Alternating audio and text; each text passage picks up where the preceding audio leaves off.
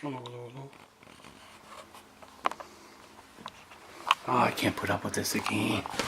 Oh, my Lord Almighty, help me.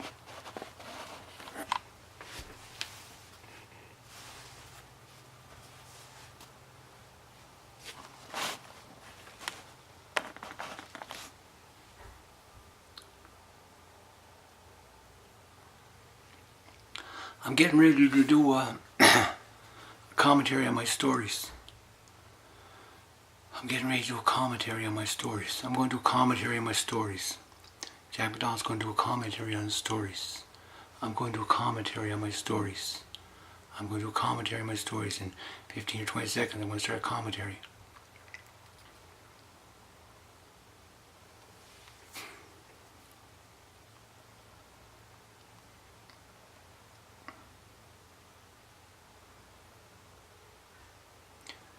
Yeah, hello, hello.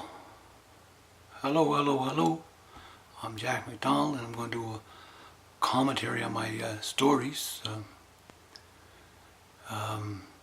Let's see what I'm going to talk about. I read one of my stories this afternoon, and I slept for 4 hours. Oh, boring. I'm telling you, boring. One of my stories that people was asking me for was my broom flight over CN Tower. Boring. And they used to think I'm an oddball because I was 25 years old, I was sitting on a broom. What's so unusual about that? And 10 years later, I was still sitting on the broom. But they laughed at the Wright brothers. They said they'd never fly an airplane. Well, I, Jack MacDonald, flew a broom over the CN Tower 10 times. 10 times. Boring.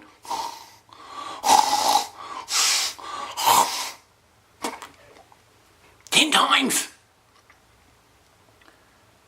Gee. You never saw my life as Freddy the... No, this is the Freddy the Bear story. Looks like the bear got at it. I'm telling you, I'm fighting Freddy the Bear. And all he does is talk, talk, talk, talk, talk. I'm getting sick of it. Why doesn't he shut up and put up the fist? He talks, he talks, he talks, he talks the ear of an elephant. He never shuts up, shuts up. I don't talk like that. I talk sensible. I can't wait. I talk with my fist. He talks with his tongue, tongue, tongue. We come up fight night. We're going to see who's doing the talking. Freddy won't be talking. I won't be talking. Freddy will be on the floor. I wish he'd shut up. He talks, talks, talks, talks, talks, talks. I'm tired of it. Boring. On time I had the cops chasing me for 3 hours just there not too long ago. I was that was the day I robbed the bank, right? I was driving all over the metro for hours and hours and hours. God, that was boring. Oh, what a boring life, I'm telling you. And anyway, and I was my story is what's this other one I got here? My life is a grasshopper. This is a true story. You might not believe it, but it's a true story. I was a grasshopper one time. And I'm telling you, it was boring. I walked into Ferguson's house. I didn't walk into the door. I didn't knock on the door. I'm a grasshopper. I crawl underneath the crack in the door. And grasshoppers don't have good hearing, so I had to get up right up in their lap close to hear what they're talking about. And Mrs. Ferguson said she poisoned 3 people. Oh, that's boring. Mr. Ferguson shot 4 people. Oh, wasn't boring though when she took a swipe at me and missed. I wouldn't be around to talk about this stuff today. There'd be no grasshopper story. And what else I got? My cat story. Cats speak 2 languages. Did you know that they're bilingual? I have trouble speaking English. The cat goes, when I have a dull day down the street, I used to go, meow. Then you get the spiteful cat. I don't like this. Meow, meow, meow. Listen, you can read my stories. I didn't always used to be like this before I started reading these stories. I was semi-normal, I was, but these stories done something with my head. Anyway, my Why to Murder Norman story. I went. Boring. Oh, I'm telling you, what a boring life. Cops chasing me, crooks chasing me. Who else was chasing me? My enemies chasing me, my friends chasing me. Boring. Anyway, my life was a cat. That's a true story too.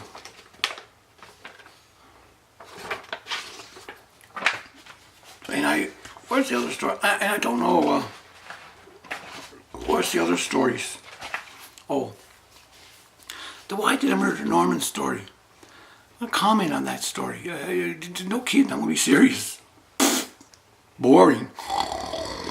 Anyway, Norman. What prompted me to write that story was Edgar Allan Poe. It was in Rugenmoors. I read the story and it really captivated me. It's immemorable, these lines. He says, I didn't hate the old man. I didn't hate him. It said eye in the middle of the head. Boy, I hope I don't have an eye in the middle of the head. Get rid of it. Ooh, get rid of it. Get rid of it. I don't have that eye in the middle of the head. Anyway, the irony of it all was, obviously he hated him. But he's come up with some other rationalization.